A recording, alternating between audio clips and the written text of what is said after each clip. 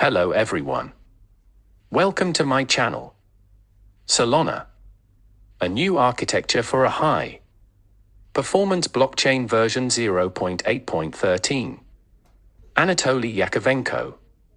Legal disclaimer. Nothing in this white paper is an offer to sell or the solicitation of an offer to buy any tokens. Solana is publishing this white paper solely to receive feedback and comments from the public.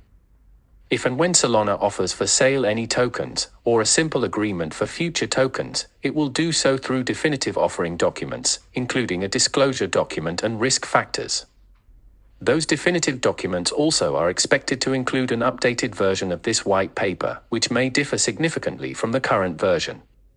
If and when Solana makes such an offering in the United States, the offering likely will be available solely to accredited investors. Nothing in this white paper should be treated or read as a guarantee or promise of how Solana's business or the tokens will develop or of the utility or value of the tokens. This white paper outlines current plans, which could change at its discretion, and the success of which will depend on many factors outside Solana's control, including market-based factors and factors within the data and cryptocurrency industries, among others. Any statements about future events are based solely on Solana's analysis of the issues described in this white paper. That analysis may prove to be incorrect. Abstract. This paper proposes a new blockchain architecture based on proof of history, POH, a proof for verifying order and passage of time between events. POH is used to encode trustless passage of time into a ledger, an append-only data structure. When used alongside a consensus algorithm such as proof of work, POW, or proof of stake. POS, POH can reduce messaging overhead in a Byzantine fault-tolerant replicated state machine, resulting in sub-second finality times. This paper also proposes two algorithms that leverage the timekeeping properties of the POH ledger, a POS algorithm that can recover from partitions of any size, and an efficient streaming proof of replication, POREP. The combination of POREP and POH provides a defense against forgery of the ledger with respect to time, ordering, and storage. The protocol is analyzed on a 1 Gbps network, and this paper shows that throughput up to 710K transactions per second is possible with today's hardware. 1. Introduction. Blockchain is an implementation of a fault-tolerant replicated state machine. Current publicly available blockchains do not rely on time, or make a weak assumption about the participants' abilities to keep time. Each node in the network usually relies on their own local clock without knowledge of any other participants' clocks in the network. The lack of a trusted source of time means that when a message timestamp is used to accept or reject a message, there is no guarantee that every other participant in the network will make the exact same choice. The POH presented here is designed to create a ledger with verifiable passage of time, i.e. duration between events and message ordering. It is anticipated that every node in the network will be able to rely on the recorded passage of time in the ledger without trust. 2. Outline. The remainder of this article is organized as follows. Overall system design is described in Section 3. In-depth description of proof of history is described in Section 4. In-depth description of the proposed proof-of-stake consensus algorithm is described in Section 5. In-depth description of the proposed fast proof of replication is described in Section 6. System architecture and performance limits are analyzed in Section 7. A high-performance GPU-friendly smart contracts engine is described in Section 7.5. 3. Network design. As shown in Figure 1, at any given time a system node is designated as leader to generate a proof of history sequence, providing the network global read consistency and a verifiable passage of time. The leader sequences user messages and orders them such that they can be efficiently processed by other nodes in the system, maximizing throughput. It executes the transactions on the current state that is stored in RAM and publishes the transactions and a signature of the final state to the replications nodes called verifiers. Verifiers execute the same transactions on their copies of the state, and publish their computed signatures of the state as confirmations. The published confirmations serve as votes for the consensus algorithm. Figure 1. Transaction flow throughout the network. In a non-partitioned state, at any given time, there is one leader in the network. Each verifier node has the same hardware capabilities as a leader and can be elected as a leader. This is done through POS-based elections. Elections for the proposed POS algorithm are covered in depth in section 5.6.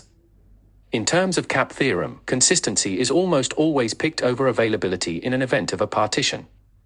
In case of a large partition, this paper proposes a mechanism to recover control of the network from a partition of any size. This is covered in depth in section 5.12. 4. Proof of history. Proof of history is a sequence of computation that can provide a way to cryptographically verify passage of time between two events. It uses a cryptographically secure function written so that output cannot be predicted from the input and must be completely executed to generate the output. The function is run in a sequence on a single core, its previous output as the current input, periodically recording the current output and how many times it's been called. The output can then be recomputed and verified by external computers in parallel by checking each sequence segment on a separate core. Data can be time-stamped into this sequence by appending the data, or a hash of some data, into the state of the function. The recording of the state, index and data as it was appended into the sequences provides a timestamp that can guarantee that the data was created sometime before the next hash was generated in the sequence. This design also supports horizontal scaling, as multiple generators can synchronize amongst each other by mixing their state into each other's sequences. Horizontal scaling is discussed in depth in section 4.4. 4.1 Description. The system is designed to work as follows. With a cryptographic hash function, whose output cannot be predicted without running the function, e.g. SHA-256, ripened, etc., run the function from some random starting value and take its output and pass it as the input into the same function again. Record the number of times the function has been called and the output at each call. The starting random value chosen could be any string, like the headline of the New York Times for the day. For example, PO sequence, where hash n represents the actual hash output. It is only necessary to publish a subset of the hashes and indices at an interval. For example, PO sequence. As long as the hash function chosen is collision resistant, this set of hashes can only be computed in sequence by a single computer thread. This follows from the fact that there is no way to predict what the hash value at index 300 is going to be without actually running the algorithm from the starting value 300 times. Thus we can infer from the data structure that real time has passed between index 0 and index 300. In the example in Figure 2, hash 62F51643C1 was produced on count 510,144,806,912 and hash C43D862D88 was produced on count 510,146,904,064. Following the previously discussed properties of the PO algorithm, we can trust that real-time pass between count 510144806912 and count 510146904064. Figure 2, Proof of History Sequence. 4.2 Timestamp for events. This sequence of hashes can also be used to record that some piece of data was created before a particular hash index was generated. Using a combine function to combine the piece of data with the current hash at the current index. The data can simply be a cryptographically unique hash of arbitrary event data. The combine function can be a simple append of data, or any operation that is collision resistant. The next generated hash represents a timestamp of the data because it could have only been generated after that specific piece of data was inserted. For example, PO sequence. Some external event occurs, like a photograph was taken, or any arbitrary digital data was created. PO sequence with data. Hash 336 is computed from the appended binary data of hash 335 and the SHA-256 of the photograph. The index and the SHA-256 of the photograph are recorded as part of the sequence output. So anyone verifying this sequence can then recreate this change to the sequence. The verifying can still be done in parallel and it's discussed in section 4.3 because the initial process is still sequential. We can then tell that things entered into the sequence must have occurred sometime before the future hashed value was computed. POH sequence. Table 1, PO sequence with two events. In the sequence represented by Table 1, photograph 2 was created before hash 600 and photograph 1 was created before hash 336. Inserting the data into the sequence of hashes results in a change to all subsequent values in the sequence. As long as the hash function used is collision resistant and the data was appended, it should be computationally impossible to pre-compute any future sequences based on prior knowledge of what data will be integrated into the sequence. The data that is mixed into the sequence can be the raw data itself, or just a hash of the data with accompanying metadata. In the example in Figure 3, input CFD40DF8 was inserted into the proof of history sequence. The count at which it was inserted is 510145855488 and the state at which it was inserted is 3D039EEF3. All the future generated hashes are modified by this change to the sequence. This change is indicated by the color change in the figure. Every node observing this sequence can determine the order at which all events have been inserted and estimate the real time between the insertions. Figure 3. Inserting data into proof of history. 4.3 Verification. The sequence can be verified correct by a multi-core computer in significantly less time than it took to generate it. For example, Core 1. Given some number of cores, like a modern GPU with 4,000 cores, the verifier can split up the sequence of hashes and their indexes into 4,000 slices, and in parallel make sure that each slice is correct from the starting hash to the last hash in the slice. If the expected time to produce the sequence is going to be Figure 4, verification using multiple cores. Total number of hashes per second for one core. The expected time to verify that the sequence is correct is going to be total number of hashes per second per core * number of cores available to verify. In the example in Figure 4, each core is able to verify each slice of the sequence in parallel. Since all input strings are recorded into the output, with the counter and state that they are appended to, the verifiers can replicate each slice in parallel. The red-colored hashes indicate that the sequence was modified by a data insertion. 4.4 Horizontal scaling. It's possible to synchronize multiple proof of history generators by mixing the sequence state from each generator to each other generator, and thus achieve horizontal scaling of the proof of history generator. This scaling is done without sharding. The output of both generators is necessary to reconstruct the full order of events in the system. Given generators A and B, A receives a data packet from B, #1B, which contains the last state from generator B, and the last state generator B observed from generator A. The next state hash in generator A then depends on the state from generator B, so we can derive that #1B happened sometime before #3A. This property can be transitive, so if three generators are synchronized through a single common generator A left and right arrow B left and right arrow C, we can trace the dependency between A and C even though they were not synchronized directly. By periodically synchronizing the generators, each generator can then handle a portion of external traffic, thus the overall system can handle a larger amount of events to track at the cost of true time accuracy due to network latencies between the generators. A global order can still be achieved by picking some deterministic function to order any events that are within the synchronization window, such as by the value of the hash itself. In Figure 5, the two generators insert each other's output state and record the operation. The color change indicates that data from the peer had modified the sequence. The generated hashes that are mixed into each stream are highlighted in bold. The synchronization is transitive. A left and right arrow B left and right arrow C. There is a provable order of events between A and C through B. Scaling in this way comes at the cost of availability.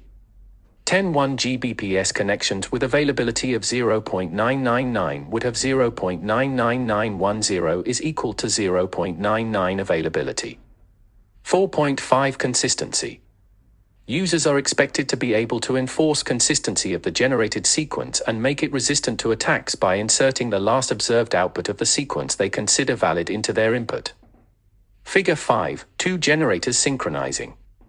A malicious PO generator could produce a second hidden sequence with the events in reverse order if it has access to all the events at once, or is able to generate a faster hidden sequence. To prevent this attack, each client-generated event should contain within itself the latest hash that the client observed from what it considers to be a valid sequence. So when a client creates the event1 data, they should append the last hash they have observed. PO sequence A.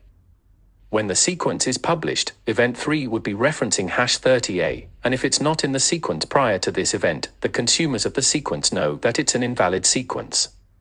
The partial reordering attack would then be limited to the number of hashes produced while the client has observed an event and when the event was entered.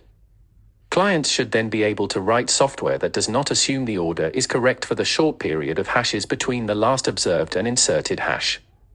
To prevent a malicious PO generator from rewriting the client event hashes, the clients can submit a signature of the event data and the last observed hash instead of just the data. PO sequence A. Verification of this data requires a signature verification and a lookup of the hash in the sequence of hashes prior to this one.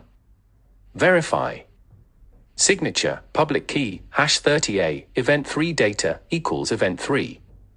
Verify, signature, public key, event 3. Lookup, hash 30A, POH sequence. In Figure 6, the user-supplied input is dependent on hash 0xDEADBEEF, existing in the generated sequence sometime before it's inserted. The blue top left arrow indicates that the client is referencing a previously produced hash.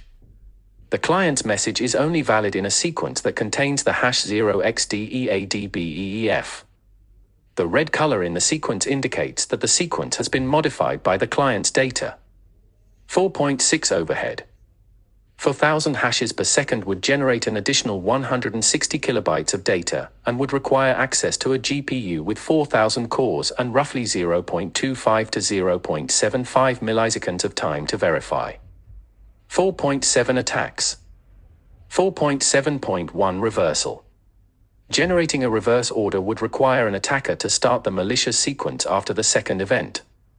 This delay should allow any non-malicious peer-to-peer nodes to communicate about the original order. 4.7.2 speed. Having multiple generators may make deployment more resistant to attacks. One generator could be high bandwidth and receive many events to mix into its sequence. Another generator could be high-speed low bandwidth that periodically mixes with the high bandwidth generator.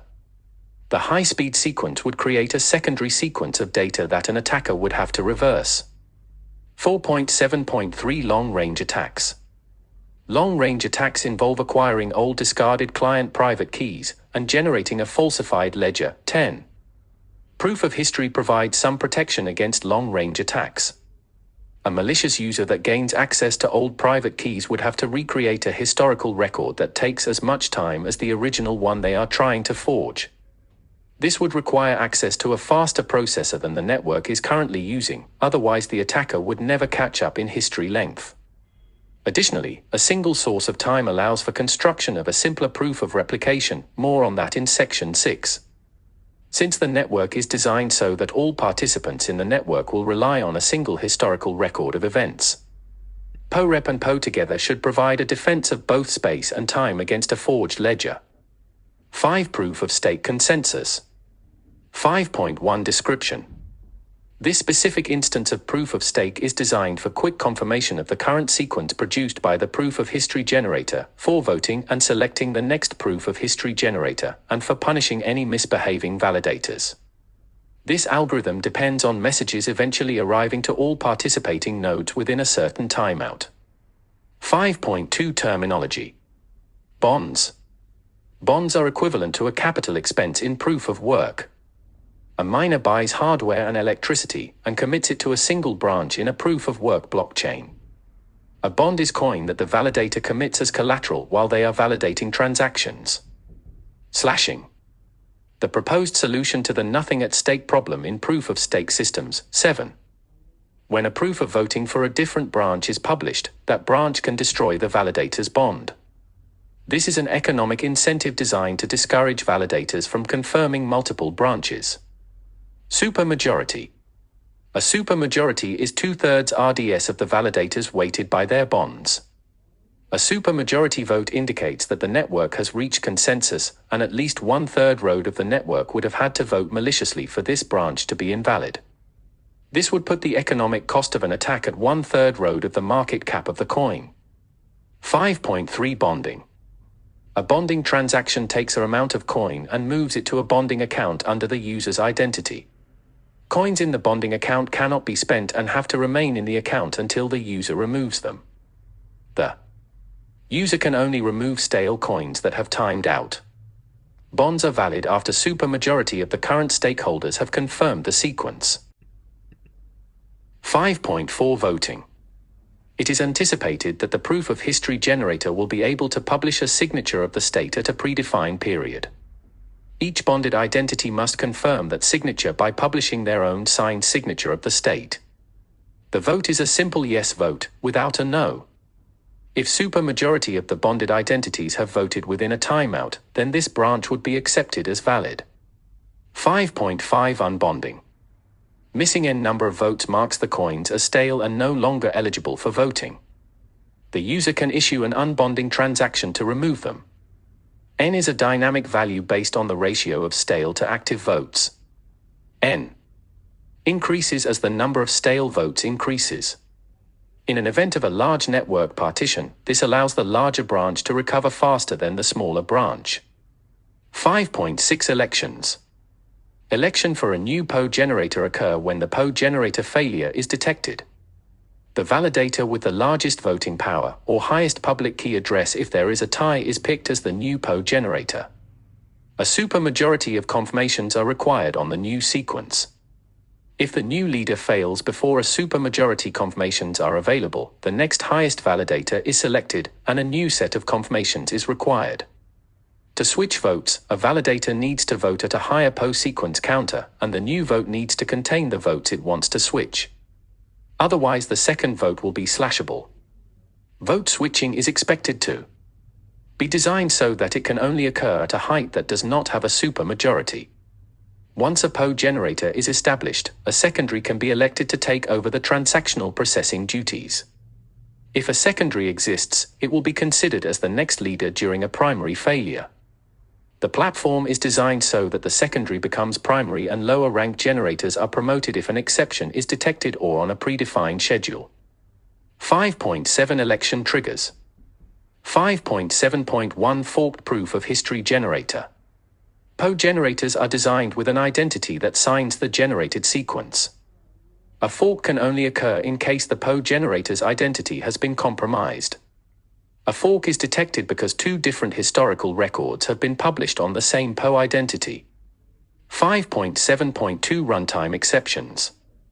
A hardware failure or a bug, or intentional error in the PO generator could cause it to generate an invalid state and publish a signature of the state that does not match the local validator's result. Validators will publish the correct signature via gossip, and this event would trigger a new round of elections. Any validators who accept an invalid state will have their bonds slashed.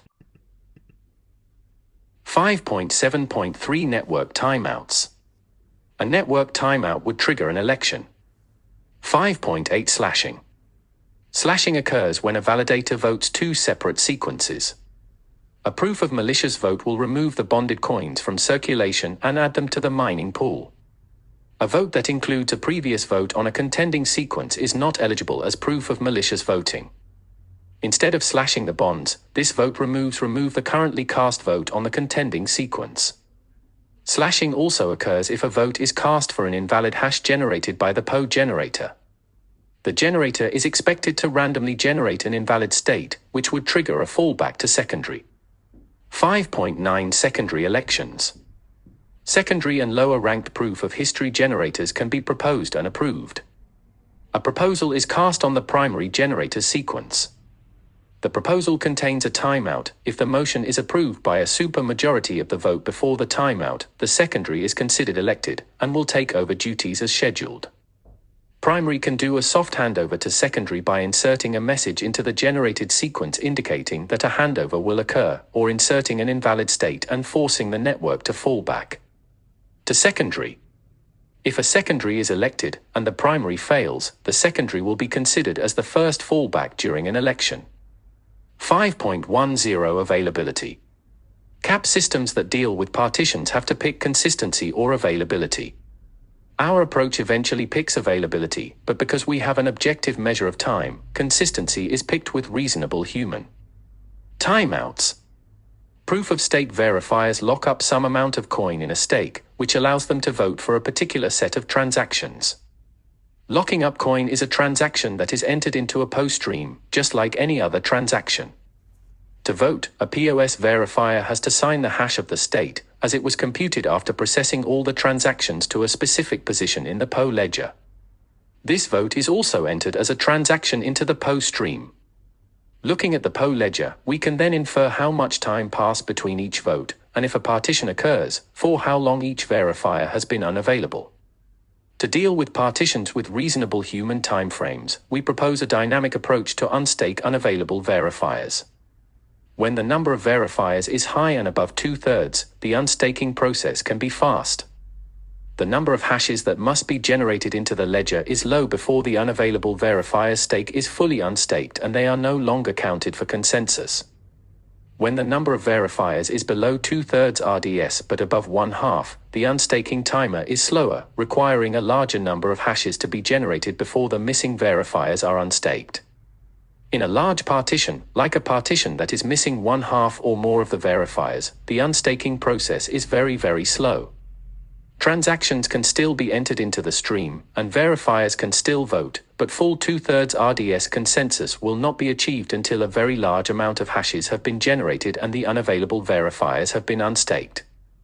The difference in time for a network to regain liveness allows us as customers of the network human timeframes to pick a partition that we want to continue using. 5.11 Recovery. In the system we propose, the ledger can be fully recovered from any failure. That means anyone in the world can pick any random spot in the ledger and create a valid fork by appending newly generated hashes and transactions. If all the verifiers are missing from this fork, it would take a very long time for any additional bonds to become valid and for this branch to achieve 2/3 RDS supermajority consensus. So full recovery with 0 available validators would require a very large amount of hashes to be appended to the ledger, and only after all the unavailable validators have been unstaked will any new bonds be able to validate the ledger. 5.12 Finality. PO allows verifiers of the network to observe what happened in the past with some degree of certainty at the time of those events. As the PO generator is producing a stream of messages, all the verifiers are required to submit their signatures of the state within 500 milliseconds.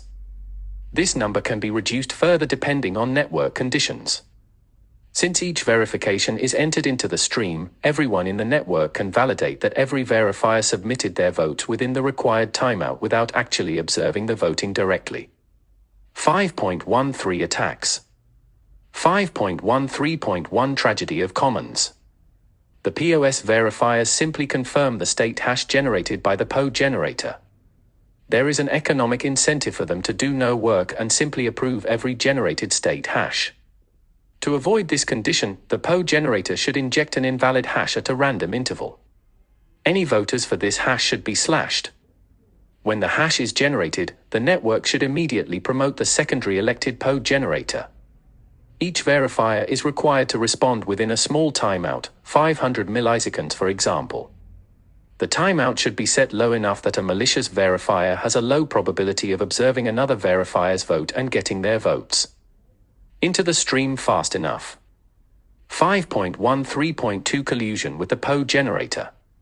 A verifier that is colluding with the PO generator would know in advance when the invalid hash is going to be produced and not vote for it. This scenario is really no different than the PO identity having a larger verifier stake. The PO generator still has to do all the work to produce the state hash. 5.13.3 Censorship. Censorship or denial of service could occur when a 1/3 road of the bondholders refuse to validate any sequences with new bonds. The protocol can defend against this form of attack by dynamically adjusting how fast bonds become stale. In the event of a denial of service, the larger partition will be designed to fork and censor the Byzantine bondholders. The larger network will recover as the Byzantine bonds become stale with time. The smaller Byzantine partition would not be able to move forward for a longer period of time. The algorithm would work as follows. A majority of the network would elect a new leader. The leader would then censor the Byzantine bondholders from participating. Proof of history generator would have to continue generating a sequence to prove the passage of time until enough Byzantine bonds have become stale so the bigger network has a supermajority.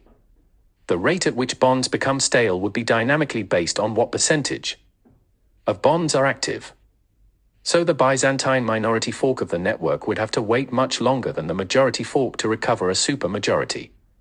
Once a supermajority has been established, slashing could be used to permanently punish the Byzantine bond holders. 5.13.4 Long-range attacks. PoE provides a natural defense against long-range attacks. Recovering the ledger from any point in the past would require the attacker to overtake the valid ledger in time by outpacing the speed of the PoE generator. The consensus protocol provides a second layer of defense, as any attack would have to take longer than the time it takes to unstake all the valid validators. It also creates an availability gap in the history of the ledger. When comparing two ledgers of the same height, the one with the smallest maximum partition can be objectively considered as valid. 5.13.5 ASIC attacks. Two opportunities for an ASIC attacks exist in this protocol, during partition, and cheating timeouts in finality. For ASIC attacks during partitions, the rate at which bonds are unstaked is nonlinear, and for networks with large partitions the rate is orders of magnitude slower than expected gains from an ASIC attack. For ASIC attacks during finality, the vulnerability allows for Byzantine validators who have a bonded stake wait for confirmations from other nodes and inject their votes with a collaborating PoE generator. The PoE generator can then use its faster ASIC to generate 500 milliseconds worth of hashes in less time, and allow for network communication between PoE generator and the collaborating nodes. But if the PoE generator is also Byzantine, there is no reason why the Byzantine generator wouldn't have communicated the exact counter when they expect to insert the failure. This scenario is no different than a PoE generator and all the collaborators sharing the same identity and having a single combined stake and only using one set of hardware. 6. Streaming proof of replication. 6.1 Description. Filecoin proposed a version of proof of replication, 6. The goal of this version is to have fast and streaming verifications of proof of replication, which are enabled by keeping track of time in proof of history generated. Sequence. Replication is not used as a consensus algorithm, but is a useful tool to account for the cost of storing the blockchain history or state at a high availability. 6.2 Algorithm. As shown in Figure 7, CBC encryption encrypts each block of data in sequence, using the previously encrypted block to XOR the input data. Each replication identity generates a key by signing a hash that has been generated proof of history sequence. This ties the key to a replicator's identity and to a specific proof of history sequence. Only specific hashes can be selected. See Section 6.5 on hash selection. The dataset is fully encrypted block by block. Then to generate a proof, the key is used to seed a pseudorandom number generator that selects a random 32 bytes from each block. A Merkle hash is computed with the selected PoE hash prepended to the each slice. The root is published, along with the key, and the selected hash that was generated. The replication node is required to publish another proof in n hashes as they are generated by proof of history generator, where n is approximately 1/2 the time it takes to encrypt the data. The proof of history generator will publish specific hashes for proof of replication at a predefined periods. The replicator node must select the next published hash for generating the proof. Again, the hash is signed, and random slices are selected from the blocks to create the Merkle root. After a period of n proofs, the data is re-encrypted with a new CBC key. 6.3 Verification. With n cores, each core can stream encryption for each identity. Total space required is 2 blocks in cores, since the previous encrypted block is necessary to generate the next one. Each core can then be used to generate all the proofs that derived from the current encrypted block. Total time to verify proofs is expected to be equal to the time it takes to encrypt. The proofs themselves consume few random bytes from the block, so the amount of data to hash is significantly lower than the encrypted block size. The number of replication identities that can be verified at the same time is equal to the number of available cores. Modern GPUs have 3,500 plus cores available to them, albeit at 1/2 the clock speed of a CPU. 6.4 Key rotation. Without key rotation, the same encrypted replication can generate cheap proofs for multiple proof of history sequences. Keys are rotated periodically, and each replication is re-encrypted with a new key that is tied to a unique proof of history sequence. Rotation needs to be slow enough that it's practical to verify replication. Proofs on GPU hardware, which is slower per core than CPUs. 6.5 Hash selection. Proof of history generator publishes a hash to be used by the entire network for encrypting proofs of replication, and for using as the pseudorandom number generator for byte selection in fast proofs. Hash is published at a periodic counter that is roughly equal to 1/2 the time it takes to encrypt the data set. Each replication identity must use the same hash, and use the signed result of the hash as the seed for byte selection, or the encryption key. The period that each replicator must provide a proof must be smaller than the encryption time. Otherwise, the replicator can stream the encryption and delete it for each proof. A malicious generator could inject data into the sequence prior to this hash to generate a specific hash. This attack is discussed more in 5.13.2. 6.6 Proof validation. The proof of history node is not expected to validate the submitted proof of replication proofs. It is expected to keep track of number of pending and verified proofs submitted by the replicator's identity. A proof is expected to be verified when the replicator is able to sign the proof by a supermajority of the validators in the network. The verifications are collected by the replicator via P2P gossip network and submitted as one packet that contains a supermajority of the validators in the network. This packet verifies all the proofs prior to a specific hash generated by the proof of history sequence and can contain multiple replicator identities at once. 6.7 Attacks. 6.7.1 Spam. A malicious user could create many replicator identities and spam the network with bad proofs. To facilitate faster verification, nodes are required to provide the encrypted data and the entire Merkle tree to the rest of the network when they request verification. The proof of replication that is designed in this paper allows for cheap verification of any additional proofs, as they take no additional space. But each identity would consume 1 core of encryption time. The replication target should be set to a maximum size of readily available cores. Modern GPUs ship with 3500 plus cores. 6.7.2 Partial erasure. A replicator node could attempt to partially erase some of the data to avoid storing the entire state. The number of proofs and the randomness of the seed should make this attack difficult. For example, a user storing 1 terabyte of data erases a single byte from each 1 megabyte block.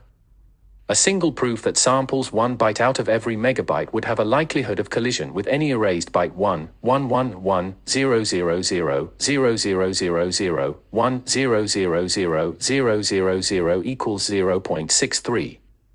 After 5 proofs, the likelihood is 0.99. 6.7.3 Collusion with PO generator.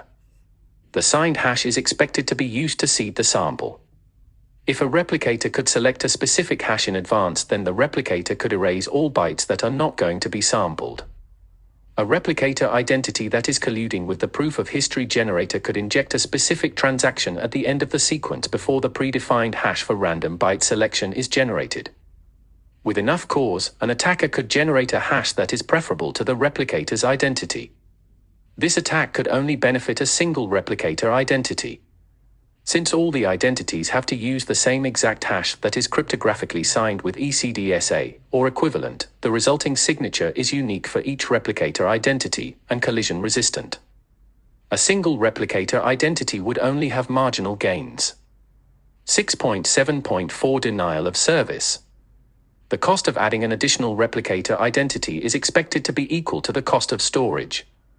The cost of adding extra computational capacity to verify all the replicator identities is expected to be equal to the cost of a CPU or GPU core per replication identity. This creates an opportunity for a denial of service attack on the network by creating a large number of valid replicator identities.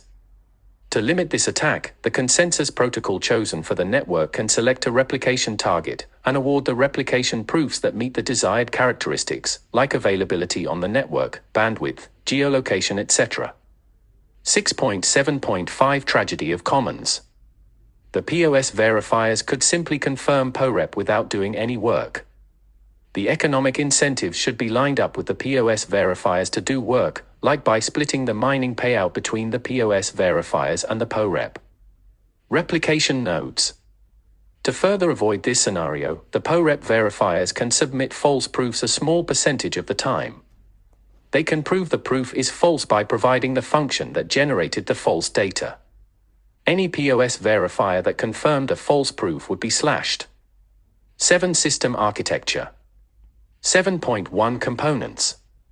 7.1.1 Leader, Proof of History Generator. The leader is an elected proof of history generator. It consumes arbitrary user transactions and outputs a proof of history sequence of all the transactions that guarantees a unique global order in the system. After each batch of transactions, the leader outputs a signature of the state that is the result of running the transactions in that order. This signature is signed with the identity of the leader. 7.1.2 State.